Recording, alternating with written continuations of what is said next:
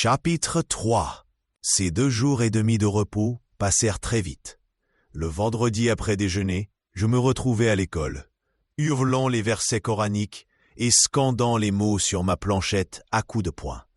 Une mèche de cheveux ornait le côté droit de ma tête. Elle tournoyait aux 4 vents pendant que j'apprenais frénétiquement ma leçon. Mes doigts me faisaient mal, à force de cogner sur ma planchette de bois. Chaque élève se livrait à ce jeu avec passion. Le maître somnolait, sa longue baguette à la main. Le bruit, les coups répétés sur les planchettes m'enivraient. J'avais chaud aux joues.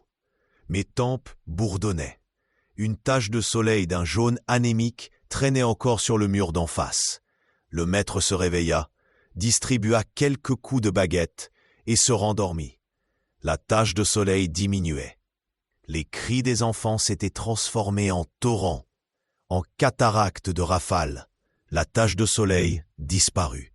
Le maître ouvrit les yeux, bâilla, distingua au milieu de toutes ces voix celle qui déformait une phrase vénérée, rectifia le mot défectueux et chercha une position confortable pour reprendre son somme. Mais il remarqua que le soleil avait disparu. Il se frotta les yeux, son visage s'éclaira et la baguette nous fit signe de nous rapprocher. Le bruit cessa brusquement. Installés tous contre l'estrade du fkir, nous chantâmes la première sourate du Coran. Les plus petits comme les plus grands la connaissaient. Nous ne quittions jamais l'école le soir sans la chanter. Le vendredi, nous la faisions suivre de quelques vers de Bnou Achir consacrés au rituel des ablutions et d'1 ou 2 prières pour implorer la miséricorde de Dieu en faveur de nos parents et de nos maîtres morts et vivants. Nous étions heureux quand commençaient ces litanies. Elles signifiaient la fin de nos souffrances, le retour à la maison. La course dans les ruelles humides. Enfin, le maître nous libéra un par un. Avant de partir, nous nous dirigions vers l'estrade pour le saluer une dernière fois et lui baiser la main. Chacun prit ses babouches de dessus une étagère placée à l'entrée de la salle d'école et s'en alla. Il faisait déjà sombre quand j'arrivais à la maison. En attendant le retour de mon père, je mangeais un morceau de pain sec, sortis ma boîte à merveilles et me plongeais dans la contemplation de mes richesses. Le cabochon de verre me fascinait toujours. Je ne cessais de le toucher, de le regarder par transparence, de le serrer avec tendresse contre ma joue. Ma mère alluma une énorme bougie fichée dans un chandelier de cuivre. Ce soir, la chambre de Fatma Bziouya brillait d'un éclat inaccoutumé. Ma mère s'en aperçut. Sans quitter sa place, elle interpella notre voisine. « Fatma, tu célèbres un mariage? Pourquoi fais-tu brûler plusieurs bougies? Que dis-tu? Une lampe? Attends, j'arrive. » Ma mère se leva, se dirigea vers la pièce d'en face. Je la suivis. Ô merveille! Au centre du mur, une lampe à pétrole était accrochée. Une flamme blanche et paisible dansait imperceptiblement dans un verre en forme de clarinette. Une glace, placée derrière, intensifiait la lumière. Nous étions, ma mère et moi, complètement éblouis. Ma mère dit enfin, « Ta lampe éclaire bien, mais n'y a-t-il pas de danger d'explosion? Des risques d'incendie? On dit aussi que le pétrole sent très mauvais. » Bziouya risqua timidement, « Je ne crois pas qu'il y ait de danger. Plusieurs personnes du quartier se servent maintenant de ces lampes. Elles en paraissent très satisfaites. Vous devriez en acheter une.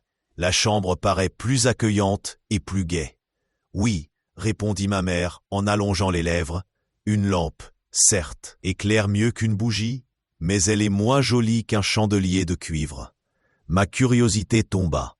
Elle me prit la main, me ramena chez nous. Elle ne dit plus rien jusqu'à l'arrivée de papa. Elle prépara le dîner, comme à l'ordinaire, disposa la petite table ronde, rassembla à portée de sa main les accessoires pour le thé. Lorsque mon père franchit le seuil de la chambre, je me précipitai pour l'accueillir. Sa face devint rayonnante. Il se baissa, me saisit sous les aisselles et me souleva à la hauteur de son visage. « Il devient lourd, cet infidèle. C'est bientôt un homme. Non, lui dis-je, je serai un homme quand j'aurai une belle barbe. À la saison des pastèques, j'ai beau me frotter les joues avec leur jus, aucun poil ne me pousse. Et c'est encore la saison prochaine, me dit mon père. Peut-être obtiendras-tu quelques résultats. Tu auras alors une belle barbe noire. Toi, papa, tu as 2 poils blancs à ta barbe. Je vois que tu vieillis. Non, me dit mon père. Non, c'est une simple envie. Il vaut mieux avoir une goutte de lait dans ses poils de barbe qu'une figue ou une grappe de raisin le bout du nez. Cette remarque provoqua chez moi de grands éclats de rire. Le dîner était délicieux, un mets que je préférais entre tous. Des pieds de mouton aux pois chiches. Nous mangeâmes copieusement. La table débarrassée, ma mère nous servit du thé à la menthe et parla des menus événements de la journée. Mon père sirotait son thé et répondait rarement. La lumière baissa 1 seconde. Ma mère moucha la bougie avec une paire de ciseaux rouillés. Elle en profita pour déclarer que les bougies devenaient de moindre qualité. Il en fallait une tous les 3 jours et que la pièce paraissait lugubre avec toutes ces ombres qui s'amassaient dans les angles. Tous les gens bien s'éclairent au pétrole, dit-elle pour conclure. Ces propos laissaient mon père dans une indifférence totale. Mes yeux brillaient de curiosité. J'attendais son verdict. J'admirais intérieurement l'habileté de ma mère. Je fus déçu. Sans commentaire, mon père se prépara pour dormir. Je gagnai mon lit. Je rêvais cette nuit d'une belle flamme blanche que je réussis à tenir prisonnière dans mon cabochon de verre taillé en diamant. Le lendemain, à mon retour du Mcide, pour le déjeuner, je sautai de joie et de surprise lorsque je découvris, accrochée au mur de notre chambre, bien au centre, une lampe à pétrole identique à celle de notre voisine. Le matin, Driss le teigneux, en venant chercher le couffin pour les provisions, l'avait tendu à ma mère. Il avait fait emplette, en outre, d'une bouteille de pétrole et d'un entonnoir. La Chouafa qu'on appelait Tante Kanza monta admirer notre nouvelle acquisition, nous souhaita toutes sortes de prospérité. Ma mère rayonnait de bonheur. Elle devait trouver la vie digne d'être vécue et le monde peuplé d'êtres d'une infinie bonté. Elle chantonnait, gourmandait avec tendresse un chat efflanqué, étranger à la maison, riait pour un rien. Chez ma mère, de telles joies étaient souvent très proches des larmes. L'occasion ne tarda pas ce jour-là à se présenter. Elle put, comme elle le disait, soulager son cœur. Rama, la femme du fabricant de charrues, qui était sortie ce matin, accompagnée de sa fille, Zineb, dans l'intention de se rendre au quartier Kalklin pour assister à un baptême, revint tout en pleurs. Elle se mit à se lamenter depuis l'entrée de la maison, à s'administrer des claques sonores sur les joues. « Malheur, malheur à moi! Je suis la plus misérable des mères. Je ne pourrai jamais survivre à cette douleur.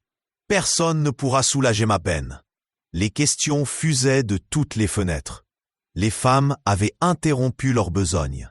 Elles la suppliaient de les mettre au courant de la nature de cette catastrophe qui l'avait frappée. Ma mère oublia que Rama n'était qu'une pouilleuse, une mendiante d'entre les mendiantes. Tout émue, elle se précipita au premier étage en criant « Ma sœur, ma pauvre sœur, que t'est-il arrivé? Nous pouvons peut-être te venir en aide.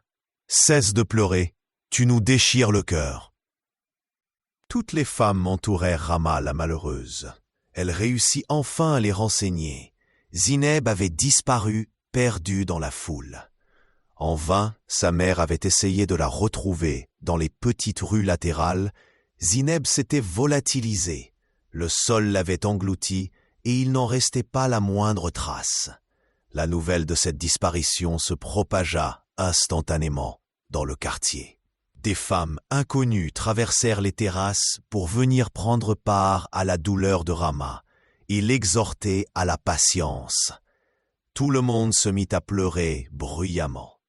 Chacune des assistantes gémissait, se lamentait, se rappelait les moments particulièrement pénibles de sa vie, s'attendrissait sur son propre sort. Je m'étais mêlé au groupe des pleureuses et j'éclatais en sanglots. Personne ne s'occupait de moi. Je n'aimais pas Zineb. Sa disparition me réjouissait plutôt. Je pleurais pour bien d'autres raisons. D'abord, je pleurais pour faire comme tout le monde. Il me semblait que la bienséance l'exigeait. Je pleurais aussi parce que ma mère pleurait, et parce que Rama, qui m'avait fait cadeau d'un beau cabochon de verre, avait du chagrin. Mais la raison profonde peut-être, c'était celle que je donnais à ma mère lorsqu'elle s'arrêta, épuisée. Toutes les femmes s'arrêtèrent, s'essuyèrent le visage, qui avec un mouchoir, qui avec le bas de sa chemise. Je continuais à pousser des cris prolongés. Elles essayèrent de me consoler. Ma mère me dit « Arrête, Sidi Mohamed, on retrouvera Zineb. Arrête, tu vas te faire mal aux yeux avec toutes ces larmes. » Hoquetant, je lui répondis « Cela m'est égal, qu'on ne retrouve pas Zineb. Je pleure parce que j'ai faim. » Ma mère me saisit par le poignet et m'entraîna courroucé. Je déjeunai tout seul et je partis à l'école. L'après-midi se passa pour moi comme les autres après-midi. Je vociférais les versets sacrés, tapais sur ma planchette. Le soir, après avoir récité ma leçon, je repris le chemin de la maison. Je m'attendais à la trouver sens dessus-dessous. Il n'en était rien. Silencieuses, les femmes soufflaient leur feu, remuaient leur ragoût, écrasaient dans des mortiers de cuivre leurs épices. Je n'osais pas interroger ma mère sur les aventures de Zineb. Mon père arriva. Comme de coutume, après la prière de l'Aïcha. Le repas se déroula simplement, mais à l'heure du thé, maman parla des événements de la journée. Elle commença. Cette pauvre Rama a passé une journée dans les affres de l'angoisse. Nous avons toutes été bouleversées. Que s'est-il passé ? Demanda mon père. Ma mère reprit. Tu connais Halal le fournier qui demeure à Kalkline ? Si, tu dois le connaître. Il est marié à Khadija, la sœur de notre voisine Rama. Il y a 1 an, ils sont venus passer une semaine ici chez leurs parents. Ce sont des gens honnêtes, pieux et bien élevés. Mariés depuis 3 ans, ils désiraient vivement avoir un enfant. La pauvre Khadija a consulté les guérisseurs, les fqihs, les sorciers et les chouafas, sans résultat.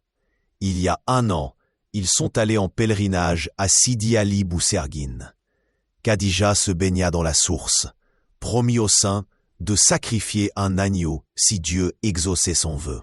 Elle a eu son bébé. Depuis 6 jours, la joie du ménage est à son comble. Demain, on procédera au sacrifice du nom. Mon père osa faire remarquer qu'il ne voyait pas dans cet événement motif à angoisse. Mais ma mère l'interrompit et déclara qu'il était incapable d'écouter jusqu'au bout un récit. « Attends, dit-elle, je commence à peine, tu m'interromps tout le temps. » Rama était donc invitée au baptême et à la cérémonie du nom. Son mari lui acheta une belle robe parsemée de fleurs multicolores. Elle sortit son foulard de mariage, le beau foulard rouge à décor d'oiseau. Habilla de neuf sa fille Zineb, et elles partirent de bonne heure ce matin. Elles passèrent par Meshatine, Sepharine, El Ouadine. Tu ne vas pas citer toutes les rues de Fès, dit simplement mon père. Je pouffais de rire. Des yeux sévères se fixèrent un moment sur moi, et ma mère reprit. Elles arrivèrent à Rissif. La foule barrait le chemin. Un marchand vendait des poissons frais. 1,75 franc leur talle. À Joutia, les poissons se vendent 2,25 francs. Les gens se battaient pour se faire servir. Rama et sa fille furent prises dans les remous de cette cohue. Une fois à l'air libre, Rama rajusta son haïk et constata la disparition de Zineb. Elle appela, cria, ameuta la foule. Le marchand cessa son trafic. Les gens vinrent au secours de la mère affligée. Mais la fille restait introuvable. Rama revint, tout en larmes. Nous la consolâmes de notre mieux. Halal le jardinier se dépêcha de prévenir le mari de Rama. 2 crieurs publics parcoururent la ville en tous sens, donnèrent le signalement de la fille, promettant une récompense à celui qui la ramènerait à ses parents. Pendant ce temps, nous, faibles femmes, nous ne pouvions que pleurer, offrir notre compassion à la malheureuse mère. J'avais le cœur gros. Fatma Bziouya et moi, nous partîmes à Moulay Idriss. Dans de pareilles circonstances, il faut frapper à la porte de Dieu et de ses saints. Cette porte cède toujours devant les affligés. Une vieille femme surprit notre douleur. Elle nous en demanda le motif. Nous la mîmes au courant du triste événement. Elle nous prit par la main et nous emmena à Dar Kitoun, la maison des Idrissides, lieu d'asile de toutes les abandonnées. Là, nous trouvâmes Zineb. La Mokaddama l'avait recueillie et nourrie pour l'amour du Créateur. Elle eut un rial de récompense et nous la remerciâmes pour ses bons soins. Rama retrouva toute sa gaieté lorsque sa fille lui fut rendue. Louange à Dieu, termina mon père. Prépare le lit de cet enfant, ajouta-t-il. Il tombe de sommeil. Sous mes couvertures, les yeux ouverts, j'imaginais dans une douce somnolence la maison des Idrissides. Je me représentais une vaste demeure aux mosaïques fanées, bourdonnante comme une ruche de voix de femmes en instance de répudiation, de jeunes filles malheureuses et d'enfants perdus. Moi aussi, j'étais perdu dans une ville déserte. Je cherchais en vain un lieu d'asile. Je sentis ma solitude devenir lourde à m'étouffer. Je poussai un cri.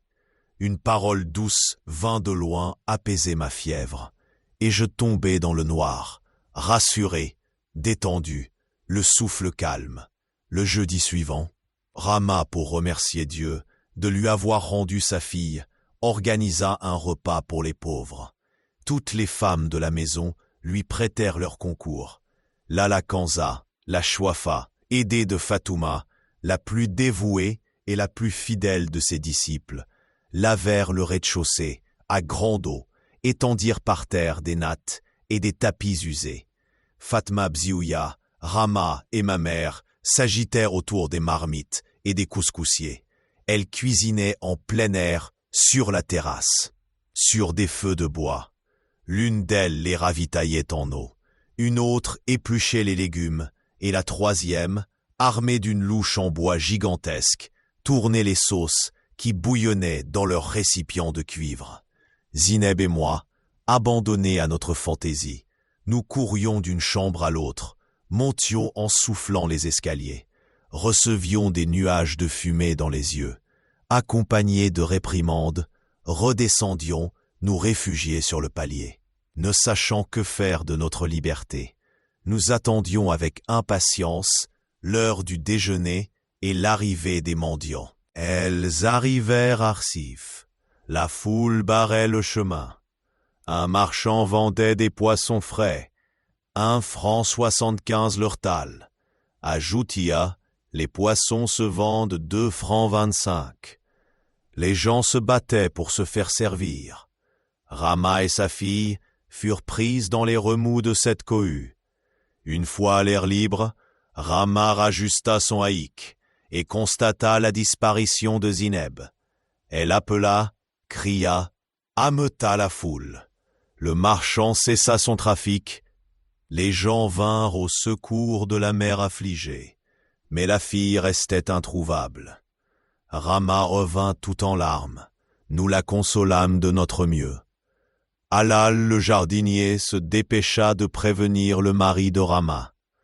2 crieurs publics parcoururent la ville en tous sens, donnèrent le signalement de la fille, promettant une récompense à celui qui la ramènerait à ses parents. Pendant ce temps, nous, faibles femmes, nous ne pouvions que pleurer, offrir notre compassion à la malheureuse mère. J'avais le cœur gros. Fatma Bziouya et moi, nous partîmes à Moulay Idriss. Dans de pareilles circonstances, il faut frapper à la porte de Dieu et de ses saints. Cette porte cède toujours devant les affligés. Une vieille femme surprit notre douleur, elle nous en demanda le motif. Nous la mîmes au courant du triste événement. Elle nous prit par la main et nous emmena à Dar-Kitoun, la maison des Idrissides, lieu d'asile de toutes les abandonnées. Là, nous trouvâmes Zineb. La Mokaddama l'avait recueillie et nourrie pour l'amour du Créateur. Elle eut un rial de récompense, et nous la remerciâmes pour ses bons soins.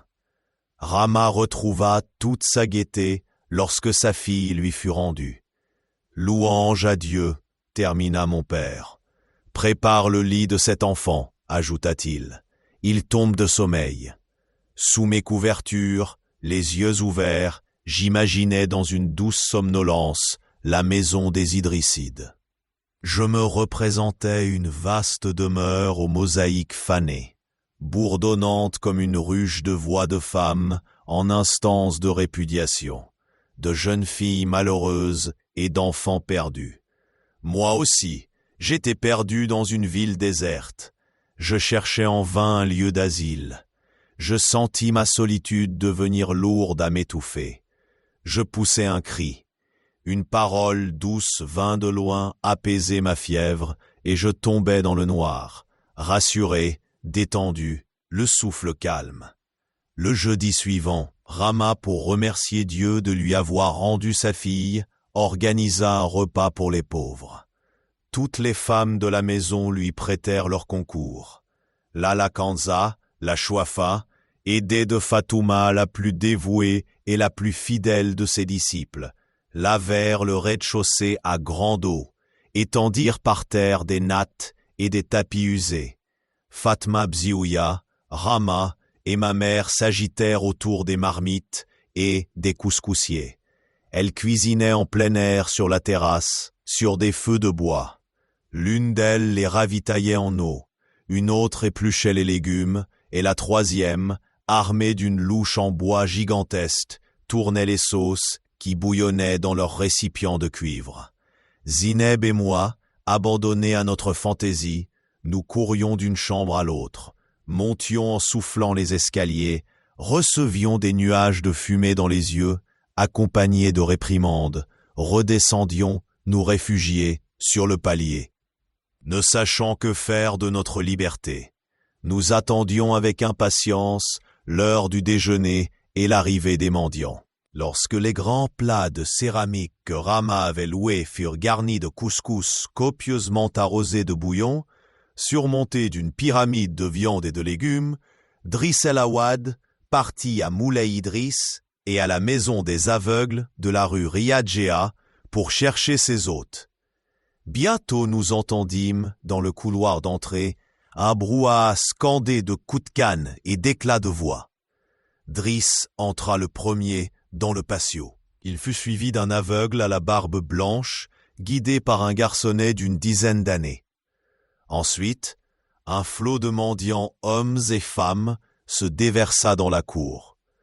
Le premier vieillard exerçait sur cette foule en loques une véritable royauté. Tous lui obéissaient.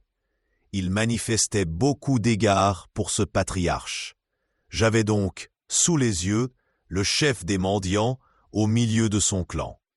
Tout le monde s'assit sur les nattes et sur les tapis usés.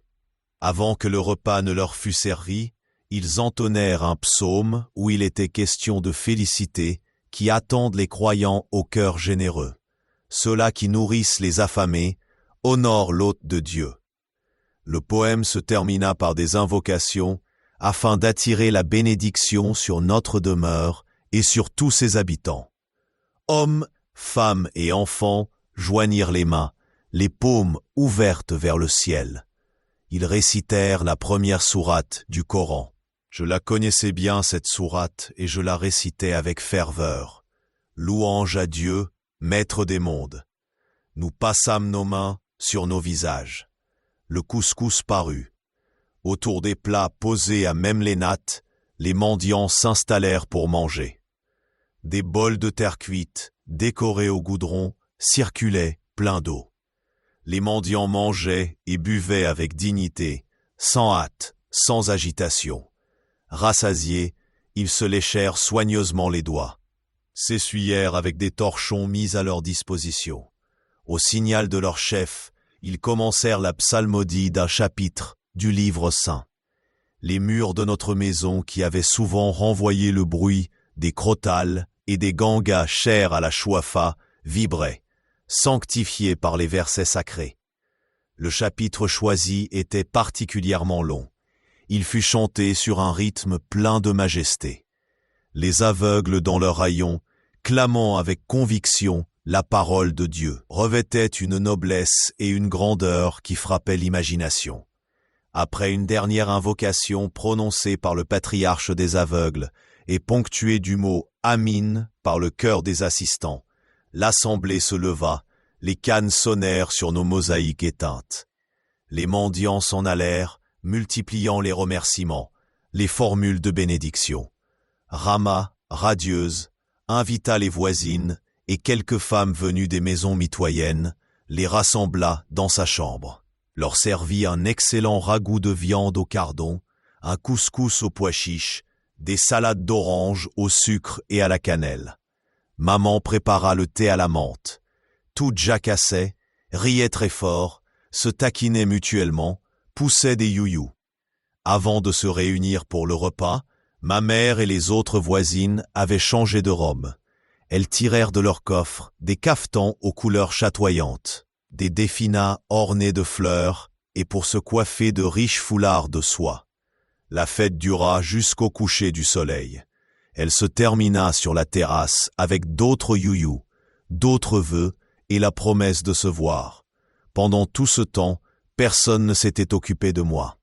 J'avais mangé avec Zineb dans un petit plat qui m'était personnel et dont mon père m'avait fait cadeau, la veille de la fête du mouton. Nous avions réussi à avoir du thé que nous avions transvasé dans une théière de fer blanc, jouet de Zineb, et pour finir, nous nous étions battus. La nuit, la maison retomba dans le silence. Je me sentis triste. Je sortis ma boîte, la vidai sur un coin de matelas, regardai un à un mes objets. Ce soir, ils ne me parlaient pas. Ils gisaient inertes, maussades, un peu hostiles. Ils avaient perdu leur pouvoir magique et devenaient méfiants, secrets. Je les remis dans leur boîte.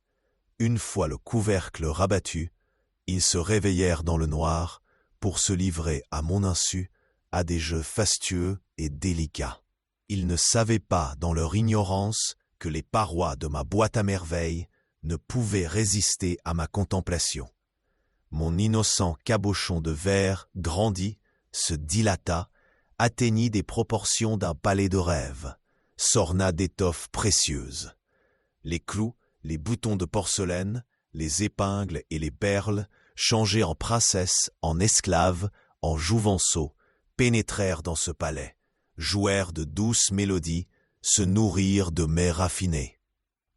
Organisèrent des séances d'escarpolettes, volèrent dans les arbres pour en croquer les fruits, disparurent dans le ciel, sur l'aile du vent, en quête d'aventure. J'ouvris la boîte avec d'infinies précautions, afin de jouir plus intensément du spectacle. L'enchantement disparut, se trouvait simplement un cabochon de verre, des boutons et des clous sans âme et sans mystère. Cette constatation fut cruelle. J'éclatai en sanglots. Ma mère survint, parla de fatigue, m'emmena dormir.